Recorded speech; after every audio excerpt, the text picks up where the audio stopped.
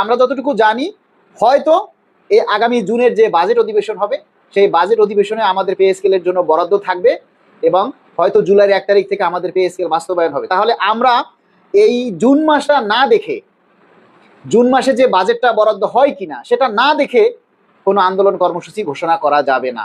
হ্যাঁ, সোশ্যাল মিডিয়াতে আমাদের দাবির কথাগুলি তুলে ধরতে হবে, সোশ্যাল মিডিয়াতে বেশি বেশি করে দাবির কথাগুলি প্রচার করতে হবে। সোশ্যাল মিডিয়াতে যত বেশি পে স্কেল নিয়ে আন্দোলন হবে, যত বেশি পে স্কেলে নিয়ে সবাই পোস্ট দিবে, সবাই যখন দাবির কথাগুলি তুলে ধরবে তখন অবশ্যই এগুলি প্রধানমন্ত্রীর কানে যাবে, এগুলি নিয়ে গোয়েন্দা সংস্থারা রিপোর্ট করবে। আর আপনারা যদি এই সোশ্যাল মিডিয়াতে ইনঅ্যাক্টিভ হয়ে যান, সোশ্যাল মিডিয়ায় দাবির কথাগুলি তুলে না ধরেন, তাহলে দেখবেন যে সব কিছু ঠান্ডা হয়ে গেছে। আপনি যে রাস্তায় আন্দোলন করবেন, আন্দোলন করলেও তো সেটা প্রচার করতে হবে। সেখানে কি প্রধানমন্ত্রী এসে দেখবে নাকি কোনো এমপি মন্ত্রী এসে দেখবে? সেটাও তো আপনার এই ফেসবুকে বিভিন্ন মিডিয়ার মাধ্যমে প্রচার করতে হবে।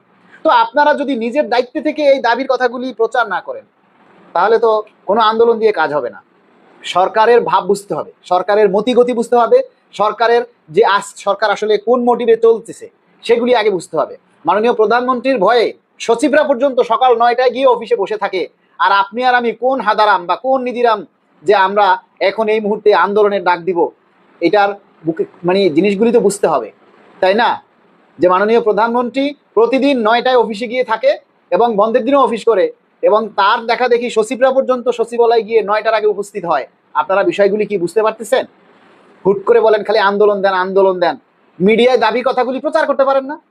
হ্যাঁ, মিডিয়ায় দাবির কথাগুলি প্রচার করতে পারেন না? এই যে আমি আজকে স্টেশনে দাবির কথাগুলি তুলে ধরেছি, বাংলাদেশ প্রতিদিন একটা লাইভ করছে, সে বাংলাদেশ প্রতিদিনের ভিতরে আমি আমাদের এই পে স্কেলের দাবির কথাগুলি তুলে ধরেছি, সেটা আবার ডাউনলোড করে আমরা আবার আমার আইডিতে প্রচার করেছি। কয়জনে শেয়ার করেছে? আরে এখন তো আপনারা অলস হয়ে গেছে, একটা পোস্ট দিলে আপনারা কেউ সেগুলি প্রচার করেন না, মনে করতেছেন যে আর কত প্রচার করবো, প্রচার করলেই মালিক ভাইয়ের খালি ইনকাম, খালি ডলার আর ডলার, প্রচার করে লাভ নাই, তাই না? আরে ভাই, ফেসবুকে ডলার দেয় না, ফেসবুকে ইনকাম দেয় না, ফেসবুক থেকে আমাদের কোনো ইনকাম আসে না, আমরা শুধু আপনাদের দাবির কথাগুলি তুলে ধরার জন্য প্রচার করি, আর কোনো কাজ নেই, এখান থেকে আমাদের কোনো ইনকাম আসে না। মাননীয় প্রধানমন্ত্রীর মুখের কথা, ইশতেহারের কথা, সে অনুসারে পে স্কেল দিতে হবে, বিভূতিভূষণ 12ই লিখেছেন। আরে ভাই, একদম ঠিক কথা বলছেন, কারণ মাননীয় প্রধানমন্ত্রী তার ইশতেহার অনুযায়ী তিনি পর্যায়ক্রমে কাজগুলি শুরু করছেন।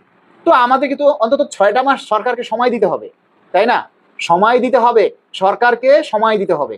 সরকারকে সময় না দিয়ে উল্টাপাল্টা কাজ করে সরকার যদি জুন মাসের বাজেটে আমাদের জন্য বরাদ্দ না রাখে, দেন আমরা একটা আন্দোলন করার আমাদের যুক্তিকতা থাকবে যে আমাদের বরাদ্দ যেহেতু সরকার অন্য খাতে ব্যয় করছে, তাহলে জুন মাসের বাজেটে যদি আমাদের জন্য বরাদ্দ না রাখে তাহলে তখন আমরা আন্দোলন করতে পারবো যে আমাদের বরাদ্দ আপনি অন্য খাতে ব্যয় করছেন, অন্তর্বর্তীকালীন সরকার আমাদের জন্য বরাদ্দ রেখে গেছেন এবং সেই বরাদ্দ আপনি অন্য খাতে ব্যয় করেছেন, ভালো কথা। এখন জুন মাসে যে নতুন বাজেট হবে সেই বাজেটে আমাদের জন্য আবার আপনি নতুন করে বরাদ্দ রাখেন, তাহলে তো হয়ে গেল।